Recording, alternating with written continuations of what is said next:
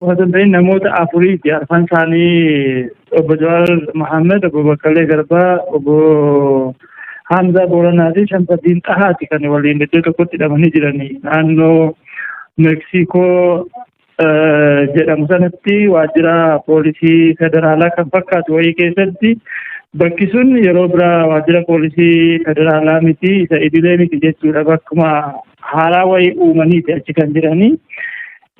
Arra beellama dhannee dubbisuudhaaf sagantaan qabnu turre maatiin isaanii nutti bilbilanii Jawaar dubbisuudhaan yoo dhannu adda nu baafachuu dadhabee isin eenyudha jedhee nu gaafatee jettee obboleettiin isaa nutti himtee jennaan abukaatoo nama lama taanee kaanee dhanne gaafa dhannu dabareedhaan arfan isaanii iyyuu argannee dubbisnee jirra.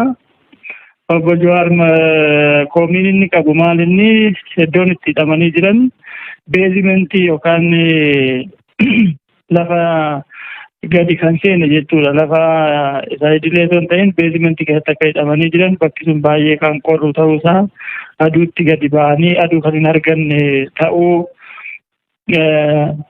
akkasumas mana fincaaniitiif ganama sa'aatii 12tti bahanii galgala sa'aatii 12 qofa ganama 12 fi galgala 12 qofatti akka mana fincaanii dhaquun eeyyamamu yeroo kaan itti cufamee mana keessa akka ta'an nu ibsa jechuudha.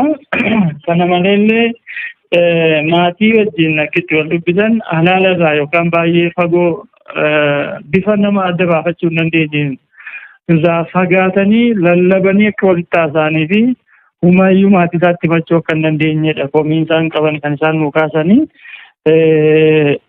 komiin achi keessa jiru kanumadhaan hin qorraa garmalee qorraa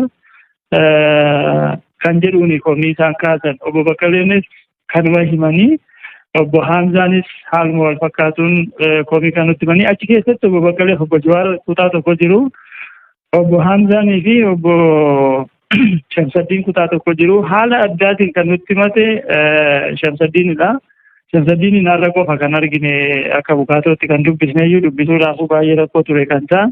Inni kan nuun jedhu maal inni gaafa qabamu garmalee areebanii garmalee rukutamee jira. Yeroo duraa ulee poolisii kan pilaastikii kanaan areebanii gara booda amanii sibira lagaati jira. Jawaariyyuu amanee jira jedhanii areebanii ana bira homtuu hin jiru waan hin beekus hin qabu jedhee gaafanii jalaa didu ulee pilaastikii sana dhiisaniiti feerroo sibiilaatiin areebanii jedhee qaama isaarraa wayyaa fuudhee nutti argisiisee jira. Qaamni isaarraa iddoo baay'ee madaati jira. Isa kanas soosteenyaa poolis xaabiyaa bakka jedhamu naannoo piyaasaa yeroo turetti yaala akka hin arganne mana yaalaa yeroo guyyaa lama dhaqee jennaan gaafa tokko achiin ga'anii otoo yaalchisiin poolisiin hin yaalamtu ati jedhee hakiimiin yookaan dooktarri yaalamuu qabaa mucaan kun miidhamee jira jedheetu yaala argachuu qaba jedhee hakiimiin otoo jedhu poolisiin didee humnaan deebiseera kan jedhu.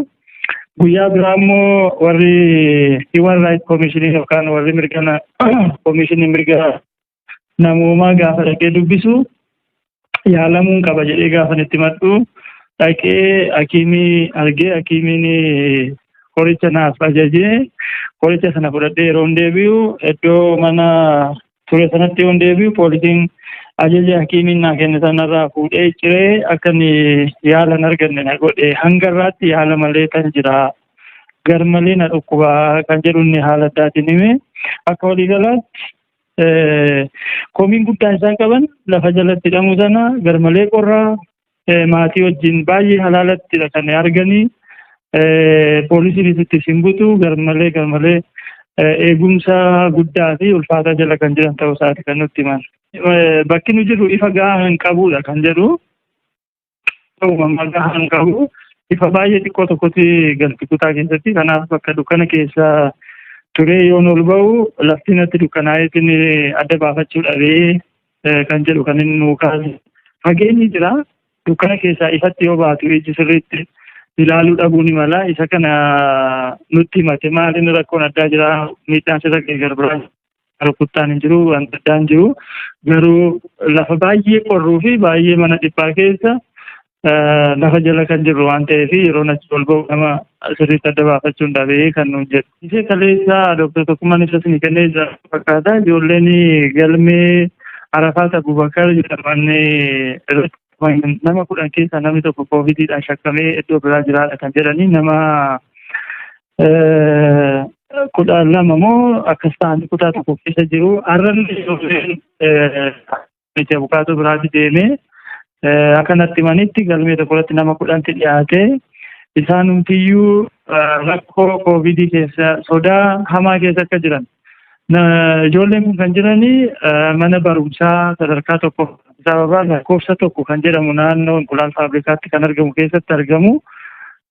Akka waliigalaatti mooraa sana keessa ijoolleen 3 yookaan kan dhimma kanaan shakkamaniidha. Namoonni 3 koronaa vaayirasiitiin shakkamanii jedhamanii mana qorannaa galanii jiru. Kanaaf ijoolleen mana barumsaa sana keessatti hidhamanii jiran garmalee sodaa keessa akka jiran har'allee mana murteetti himanii jiru. Kaleessallee kanuma himnee jirra.